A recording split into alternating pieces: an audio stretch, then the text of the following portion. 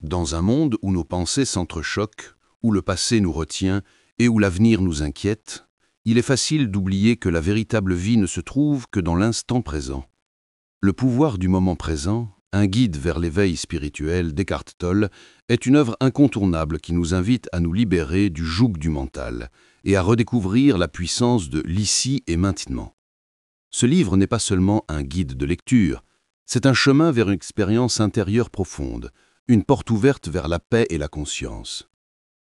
À travers des chapitres clairs et inspirants, Tolle nous apprend que nous ne sommes pas nos pensées. Nous sommes la conscience qui observe ces pensées. Ce changement de perspective peut transformer notre relation à la souffrance, à la peur et même aux émotions les plus douloureuses. Chaque page est une invitation à plonger plus profondément dans la présence, à faire taire le bavardage incessant de l'esprit et à expérimenter la liberté intérieure qui découle de cette pratique. Ce livre n'a pas pour but de nous remplir d'idées nouvelles, mais de nous amener à vivre autrement, avec plus de sérénité, de clarté et de vérité. Il nous montre que, derrière l'agitation du mental, existe un espace de paix immuable, toujours disponible, à condition d'oser y accéder. En écoutant ce résumé sur Bibliovoix, vous allez découvrir un trésor de sagesse qui peut transformer votre quotidien, apaiser vos luttes intérieures et illuminer votre chemin spirituel. Rejoignez notre chaîne Bibliovoix et laissez-vous emporter par la magie des livres qui élèvent l'esprit et nourrissent l'âme. Votre présence rend notre aventure plus belle et plus vivante. Vous n'êtes pas votre mental. Le premier grand enseignement du livre « Le pouvoir du moment présent » d'Eckhart Tolle débute par une affirmation essentielle. Nous ne sommes pas notre mental.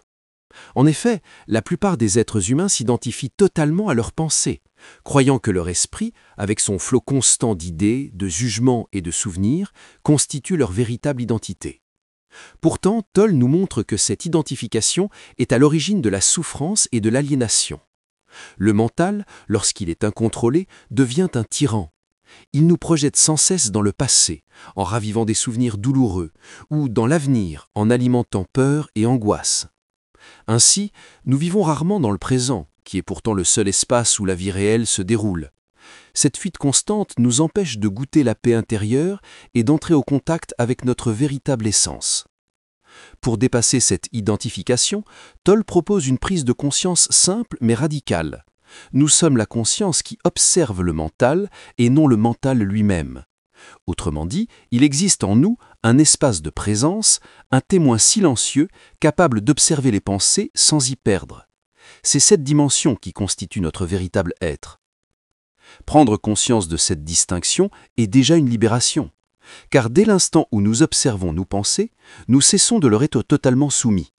L'ego, qui se nourrit du mental et de ses histoires, perd de son emprise. La souffrance diminue, car nous cessons de nous identifier aux schémas négatifs répétés. Tolle invite alors à pratiquer la vigilance intérieure, porter attention aux flux de pensées, remarquer les jugements, les peurs et les souvenirs qui surgissent, et simplement les observer, sans les juger ni les repousser. Ce simple acte d'observation ouvre une brèche vers le silence intérieur, un espace de paix qui ne dépend pas des circonstances extérieures. En découvrant que nous ne sommes pas prisonniers de notre mental, nous faisons un pas décisif vers la liberté spirituelle. Nous apprenons à habiter pleinement le présent, à accueillir chaque instant tel qu'il est et à nous reconnecter avec une dimension plus vaste et plus authentique de nous-mêmes. Ainsi, le message fondamental de ce chapitre est clair.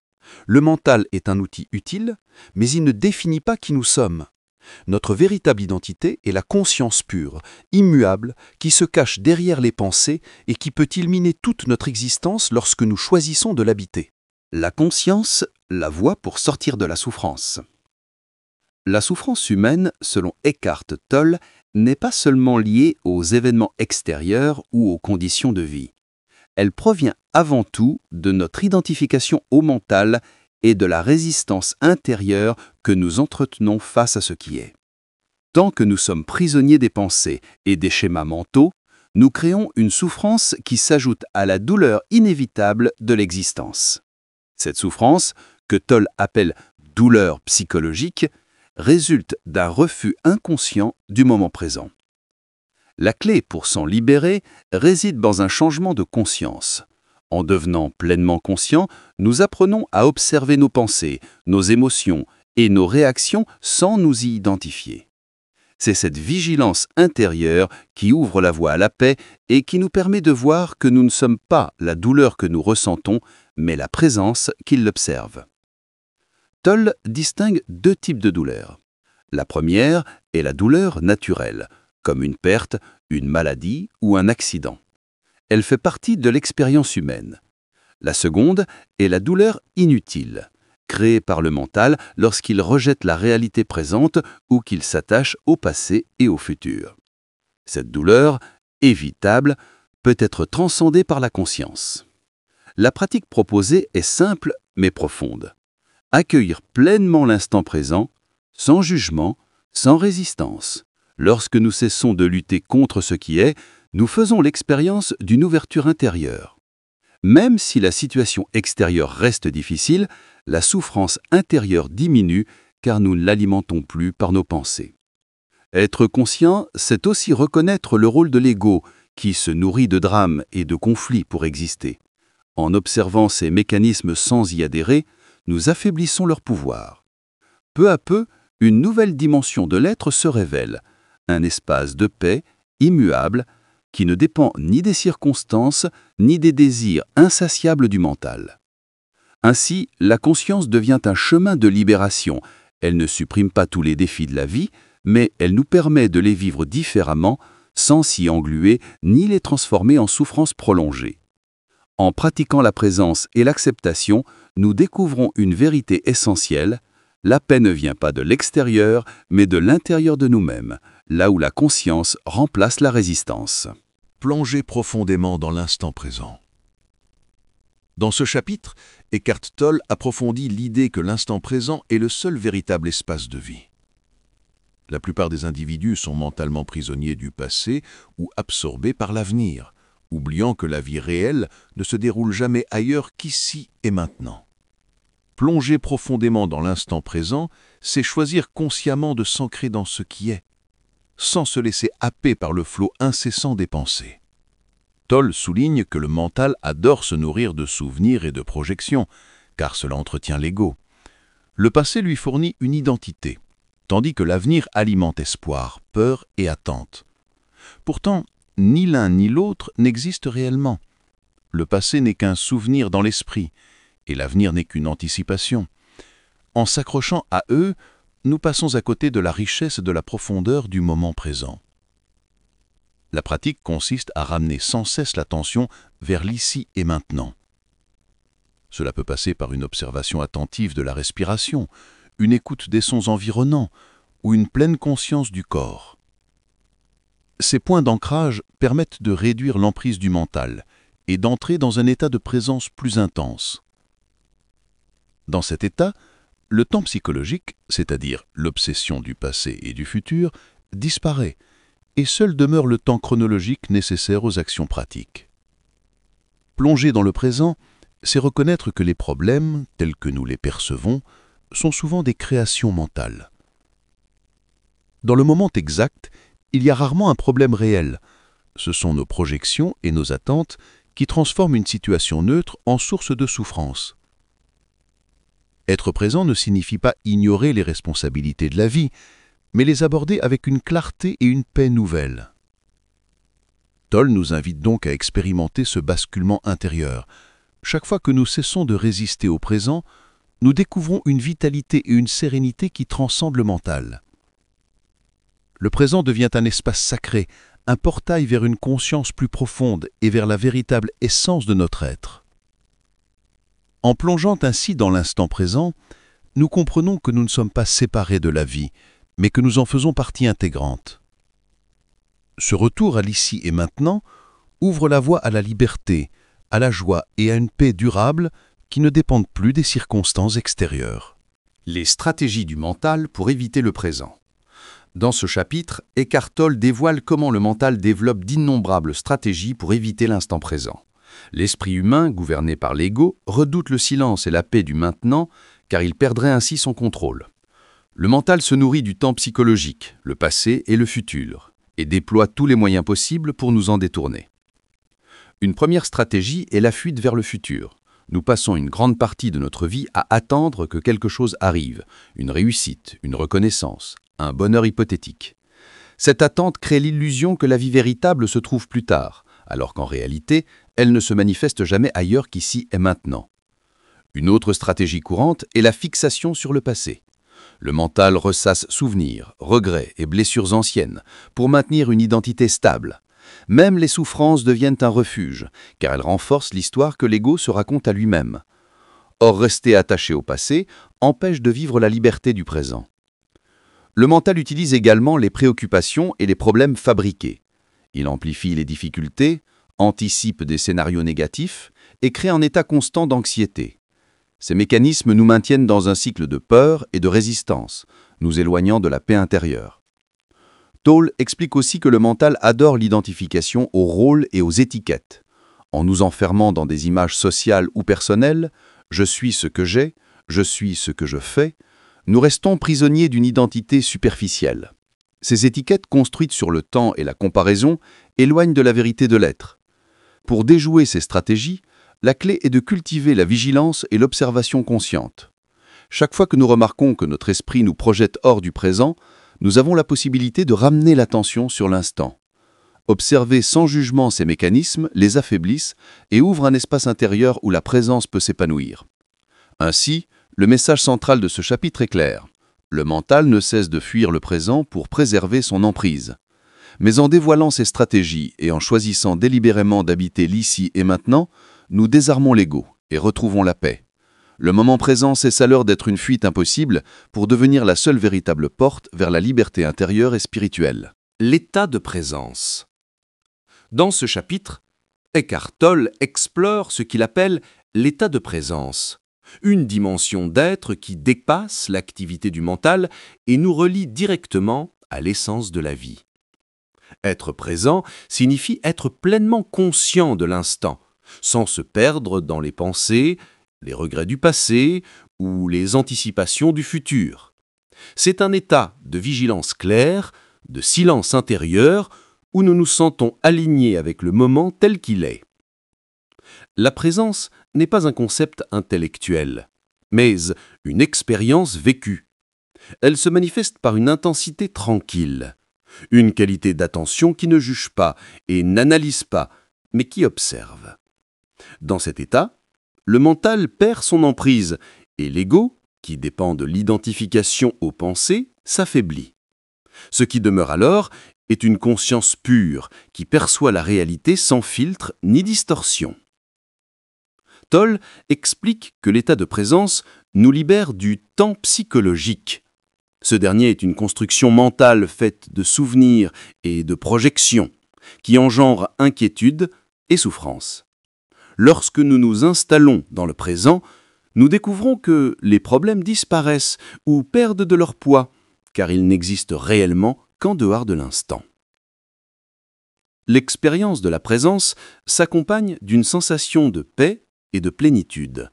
Ce n'est pas une paix dépendante des circonstances extérieures, mais une paix intérieure stable, qui émane du fait d'être reliée à la source de la vie. Dans cet état, même les actions du quotidien prennent une profondeur nouvelle, car elles sont vécues avec une attention totale. Cependant, atteindre et maintenir cet état requiert une pratique. Tolle recommande d'utiliser des portes simples comme l'attention portée à la respiration, l'écoute des sons ou la conscience du corps. Ces ancrages nous ramènent au présent dès que nous nous marquons que l'esprit dérive. Peu à peu, la présence devient une habitude intérieure et une manière d'être naturelle. L'état de présence est aussi une ouverture spirituelle. Il révèle que nous ne sommes pas seulement des individus séparés, mais une part d'une conscience universelle plus vaste. Cette réalisation apporte une transformation profonde. Nous cessons de nous définir par nos possessions, nos rôles ou nos pensées, et nous découvrons la libération de l'être véritable. Ainsi, ce chapitre nous rappelle que l'état de présence n'est pas une compétence à acquérir, mais une reconnaissance de ce que nous sommes déjà au plus profond de nous-mêmes. C'est dans cette reconnaissance que réside la véritable libération. Le corps intérieur. Dans ce chapitre, Eckhart Tolle introduit une pratique concrète pour entrer dans l'état de présence, la connexion avec le corps intérieur. Selon lui, habiter pleinement son corps est une voie directe vers l'instant présent, car cela détourne l'attention du flux incessant des pensées pour la ramener vers une réalité plus profonde et plus vivante. Le corps intérieur n'est pas simplement la structure physique, faite d'os, de muscles et d'organes. Il représente la dimension énergétique qui l'anime, le champ de vie invisible qui le fait vibrer. Ressentir ce champ de vitalité nous relie immédiatement au présent et nous donne accès à une paix profonde. Tolle propose des exercices simples. Fermer les yeux, porter l'attention sur une partie du corps, puis élargir progressivement la perception à l'ensemble, jusqu'à sentir une énergie subtile circuler partout. Cette conscience du corps intérieur agit comme une ancre, empêchant l'esprit de se perdre dans le temps psychologique. Plus nous restons reliés à cette dimension, plus la présence s'intensifie. Le lien avec le corps intérieur est également une protection contre la négativité. Lorsque nous restons conscients de cette énergie vitale, les émotions destructrices, comme la colère, la peur ou la tristesse, perdent de leur pouvoir, car elles ne trouvent plus de terrain fertile dans lequel se développer. De même, l'ego s'affaiblit, car il ne peut survivre que dans l'oubli du présent. Tolle explique aussi que la conscience du corps intérieur est une porte vers le spirituel. En plongeant dans ce champ énergétique, nous découvrons qu'il n'est pas séparé de la vie universelle. Ce ressenti nous relie à la source de l'existence, à ce qu'il appelle l'être. Ainsi, au lieu de chercher Dieu ou la vérité dans des concepts ou des croyances, nous les approchons directement à travers une expérience intérieure. De plus, rester en contact avec le corps intérieur transforme notre manière de vivre le quotidien. Chaque action, même la plus simple, peut devenir une méditation silencieuse, remplie de présence et de profondeur. Cela apporte une qualité nouvelle aux relations, au travail, et même aux gestes ordinaires, car ils sont vécus avec une conscience totale. En somme, ce chapitre nous enseigne que le corps intérieur est un portail privilégié vers l'instant présent et vers la dimension spirituelle de notre être. Habiter ce champ d'énergie, c'est revenir chez soi, dans un espace de paix et de vitalité qui demeure intact, quelles que soient les circonstances extérieures. Les portails vers l'immanifesté. Dans ce chapitre, Eckhart Tolle décrit l'immanifesté comme la dimension spirituelle fondamentale de l'existence, une réalité au-delà de toute forme, au-delà du temps et de l'espace, d'où surgit toute manifestation. C'est le domaine de la paix absolue, de l'immobilité et de l'éternité. Bien que l'immanifesté ne puisse être saisi par le mental, ni observé comme un objet extérieur, il demeure accessible par l'expérience directe. Pour entrer en contact avec cette dimension, Tolle présente plusieurs portails. Ces portails ne sont pas des lieux, mais des états intérieurs, des points d'accès qui permettent de dépasser le mental et d'entrer dans la conscience pure. Le premier portail est le silence intérieur. Lorsque nous arrêtons le bavardage incessant de l'esprit, même pour quelques instants, nous découvrons un espace de calme profond. Ce silence n'est pas un vide, mais une plénitude vivante qui nous relie à l'immanifesté. Le deuxième portail est le corps intérieur. En ressentant l'énergie subtile qui anime notre corps, nous dépassons le monde des formes visibles pour nous connecter à la dimension invisible de l'existence. Cette attention à la vitalité intérieure nous ramène directement dans le présent et nous ouvre à la dimension spirituelle. Un autre portail important est le moment présent lui-même. Chaque fois que nous sommes totalement présents à ce qui est, sans résister ni juger, nous touchons à la profondeur de l'être. Le présent devient alors une porte vers l'éternité. Tolle mentionne aussi la contemplation de la mort comme un portail. La mort met fin aux formes et aux identités construites par l'ego. En méditant sur cette réalité inévitable, nous pouvons pressentir ce qui demeure au-delà de la forme, l'immanifesté, immortel et intemporel. Il explique que l'accès à ces portails ne demande ni effort surhumain ni croyance religieuse. Il s'agit plutôt de se rendre disponible, d'abandonner la lutte intérieure et de permettre à la conscience de s'ouvrir à ce qui est déjà présent. L'immanifesté n'est jamais séparé de nous, il est la dimension la plus profonde de notre être. En explorant ces partailles, nous découvrons une paix qui transcende toutes les conditions extérieures. Nous cessons de chercher le bonheur dans le monde des formes et comprenons que la véritable liberté réside dans cette union avec l'immanifesté. Ainsi, ce chapitre révèle que l'immanifesté n'est pas une abstraction lointaine, mais une réalité vivante et accessible que chacun peut expérimenter à travers la présence et l'ouverture intérieure. Les relations éveillées. Dans ce chapitre, Eckhart Tolle explore comment les relations humaines, souvent marquées par la dépendance et le conflit, peuvent devenir un chemin d'éveil spirituel. Il affirme que la plupart des relations ordinaires reposent sur des besoins psychologiques non satisfaits, sur l'attachement et sur l'ego. Nous attendons de l'autre qu'il comble un vide intérieur, qu'il nous apporte sécurité et reconnaissance.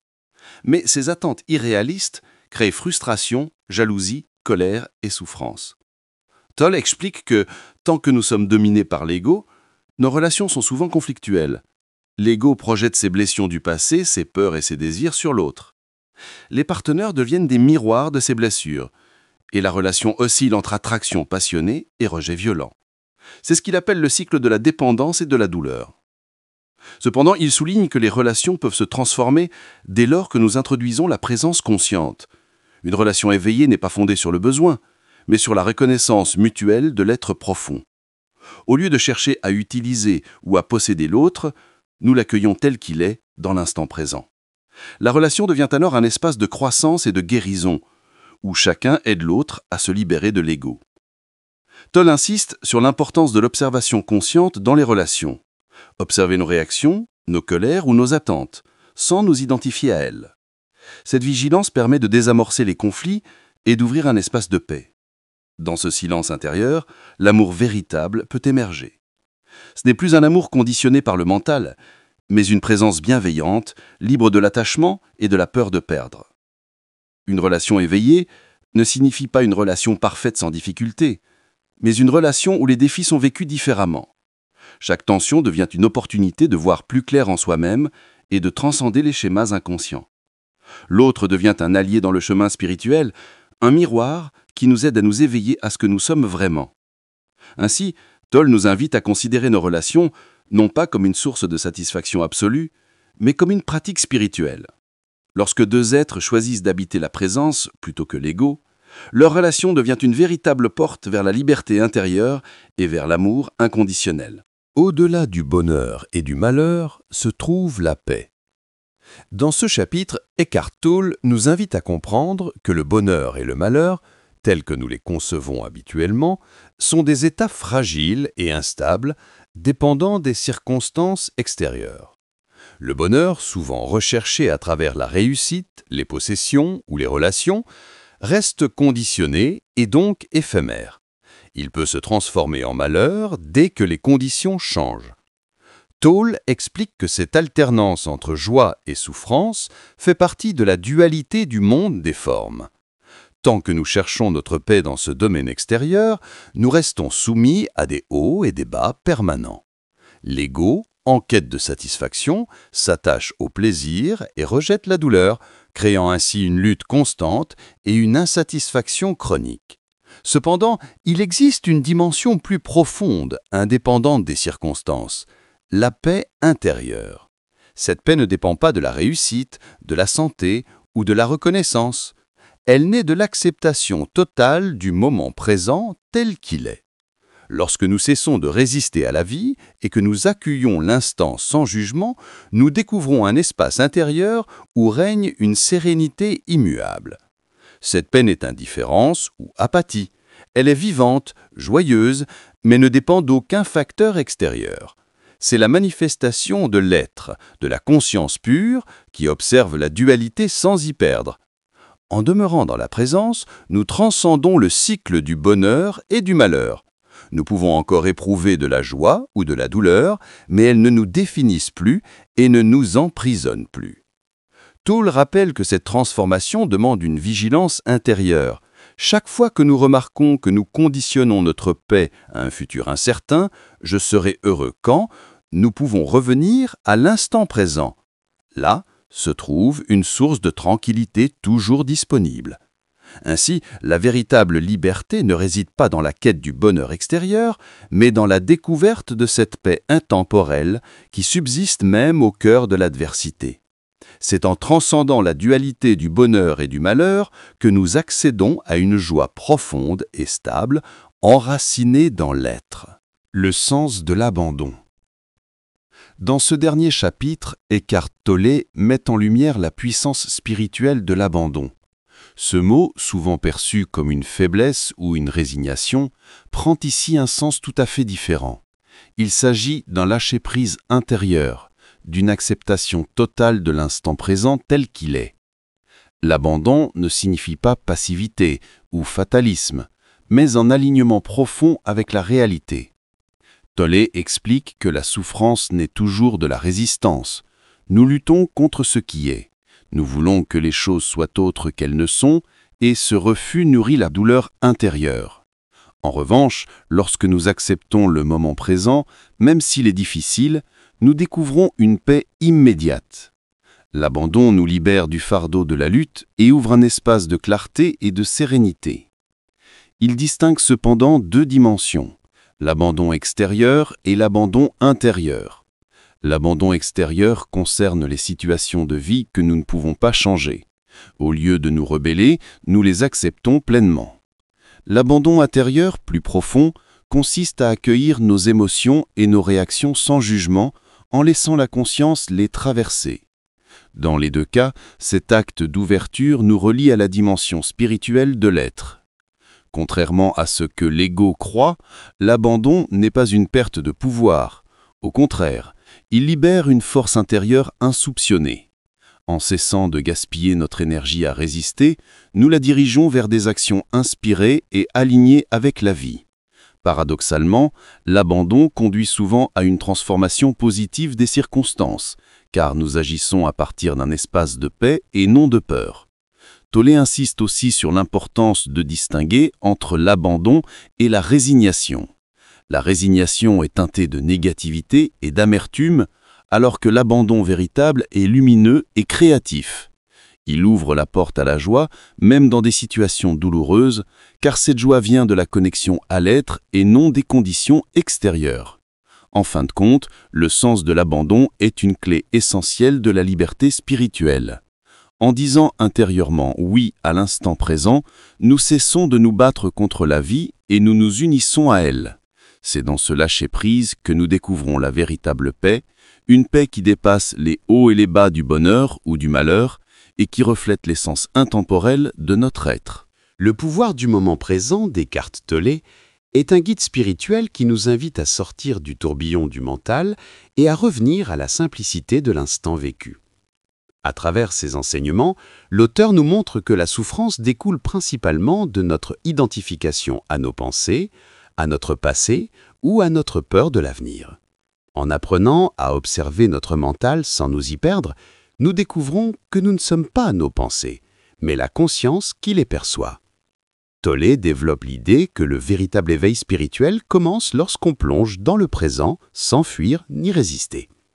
L'état de présence devient alors une porte vers une paix profonde et durable, indépendante des circonstances extérieures. Il insiste aussi sur l'importance du corps intérieur comme point d'ancrage pour vivre cette expérience de manière concrète, ainsi que sur les portails qui nous relient à la manifesté, cet espace intemporel où se révèle notre essence véritable.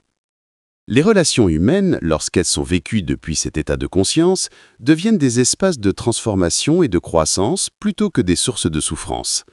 Enfin, Tolle nous rappelle que la véritable liberté et la véritable paix résident dans l'abandon, dans ce lâcher-prise total qui nous libère des chaînes du mental. En somme, ce livre n'est pas seulement une lecture spirituelle, mais une véritable pratique de vie. Il nous apprend à nous reconnecter à nous-mêmes, à trouver la paix au-delà du bonheur et du malheur, et à vivre chaque instant comme un cadeau. Rejoignez la chaîne Bibliovoix pour continuer ce voyage intérieur à travers les plus grands livres et laissez-vous inspirer par la sagesse qu'ils offrent. Ensemble, cultivons une communauté où lecture et conscience ouvrent la voie vers plus de lumière et de sérénité.